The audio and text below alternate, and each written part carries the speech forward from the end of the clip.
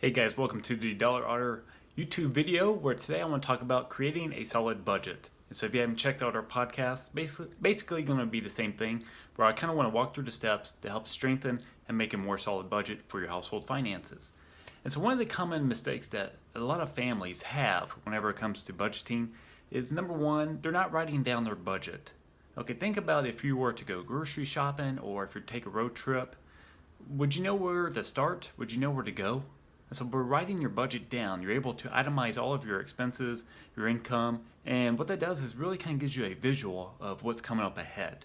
Okay, your brain can only focus on so much per day. Not saying you're stupid. Okay, I have this mistake too.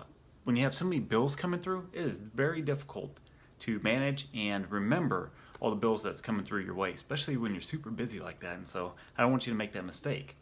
Another thing is budgets are typically just too strict. Okay, now you might have a little bit of flexibility in yours. You might be thinking, well, mine's too loose. So where do you find that balance at? Well, when your budget's too strict, what you typically find is, let's use utilities for example. You know, with the different seasons, your utility bills are going to fluctuate. And so when they fluctuate, maybe you didn't accommodate or sit there and try to forecast properly the heating bills that's going to increase, or maybe your cooling bill, you know, in the summertime where you really try to ramp up that AC because it's just so hot outside, especially in Texas. And so what you want to do is have that little bit of flexibility. I'm not saying forecast like $200 when it's typically averaging about $100, but look at the historicals. You know, go back, look at your bank account, figure out what the utility bill was in the past around that time of the year. And so that could be a great way. That's what companies, that's what corporations do. They look at historical projections. And so try to do that with your finances as well. Also, another thing is like grocery shopping. Maybe the coupons for this week just weren't as great as what they were the prior week, and so there's just not as many good deals out there. Another thing too is maybe you didn't expect to buy more diapers this month, or maybe laundry detergent was just astronomical. And so different things could really kind of help throw your budget out the window if you didn't forecast that properly. So those are a couple different things that you want to look at and try to levitate. Another thing is you have your seasonal expenses and your semi-annual expenses. These are going to be things like your car tags, maybe your insurance premiums, things that you pay ahead of time. And if you're not forecasting that, that could be something damaging to your budget. Okay, especially like insurance, that could be like $400 to $600 a month, or not a month, per year, or every 6 months. That you just weren't forecasting, just weren't projecting. And had you not forecasted that properly, then you might have a bad month. So look at those. Even magazine subscriptions.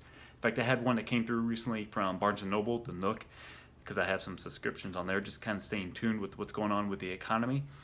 And had I not known that, that would have been about $25 that wouldn't have been in my budget. But because I know it falls around Christmas every year, I'm able to put that in a budget strictly for December. So then that kind of comes to the point of, well, how do you project it out? Well, you need to build a budget that's long enough to forecast that. And so do the best you can. So whether it's on like an Excel document, budget templates, or maybe like a Google Doc, wherever it may be, try to budget long enough. What I recommend is past 12 months. When you do it past 12 months, you're able to get those seasonal bills that aren't recurring every single month. And so if you know a car tax coming up in December, forecast another 12 months past that saying, hey, car tax is coming up here in 13 months. So you don't lose sight of that. Also, what you don't want to forget is your savings category. And what this means is pay yourself first.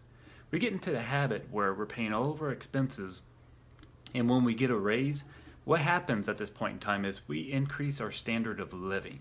So whether you make $20,000 a year, $80,000, even $1 million a year, what happens is we automatically adjust our standard of living, and we don't pay ourselves first. So what happens then at that point in time is we get accustomed to living in a certain, what I call, budget bubble, and you're never paying yourself first because you have all these additional expenses. Because what's the first thing that happens when you get a huge raise, or say you're going from $20,000 to $30,000? You're probably buying a new car, new computer, all these things in your mind that you've already spent your money first that could have been avoided. And so by paying yourself first, you're basically paying yourself in the future, because that's going to be money you need. Let's face it, Social Security is probably not going to be around.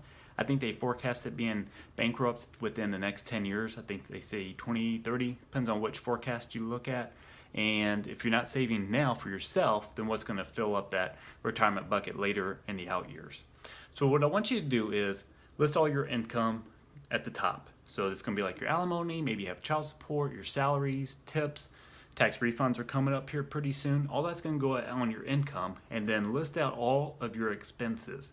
This is going to be like your housing, your utilities, your entertainment expenses, which is one that's often overlooked. So if you're spending money on Netflix, maybe you're going out on movies on Friday, Saturday nights, maybe you're going out clubbing, whatever the case may be, those are going to be entertainment expenses. And then what I want you to do from there is itemize those out.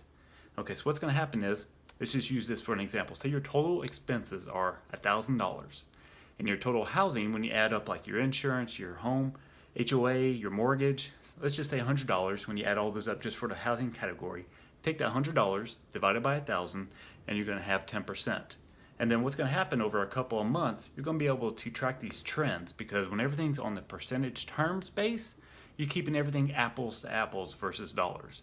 Okay, and why that's useful is if you start noticing a certain category that's growing, say, from 10 to 15, 20, 25%, you're able to go back to the category and really kind of pinpoint, okay, what in this category is going through the roof. Maybe it's your utility bills, and that's where you need to take some drastic actions to help fix that. So once you have your income, once you have your expenses, obviously you're either going to have one of three things.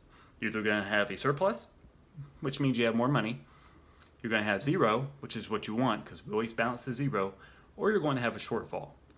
And so if you're balancing exactly to zero, you're doing the right thing, so keep it up. If you have a surplus, you have more money at the end of the month, this is where it gets a little dangerous. Not as dangerous as this one, but this one, because what happens is you start increasing your standard of living. You start thinking of stuff to buy, you start thinking of additional things what you could be doing, and maybe you're not putting your money into an emergency fund, a savings account, IRA, wherever the case may be. So look for a way to sign these back to a category to get to zero. Number 3, if you have a shortfall, means you don't have enough money, you're on credit, you need to go back into that list of expenses and figure out what to cut. This might mean you have to take some drastic actions. Maybe you need to cut that Netflix bill. Maybe you need to cut some other expenses. So really hard conversations might have to occur to get you back to zero. Now let's just pretend that you cut every single expense necessary. So what's going to happen at that point in time? You're going to have to earn some extra income. So go to our website. I have 15 ways how to earn extra money. Maybe you need to do one of these to kind of get you back to that category number 2 of balancing to zero. All right. Well, thank you guys so much for watching this little YouTube video. Give me a thumbs up, subscribe to our video, and let me know what you like. And if there's other videos regarding personal finances, let me know, and I'll be more than happy to make that. All right, you guys have a wonderful and blessed day. Thank you.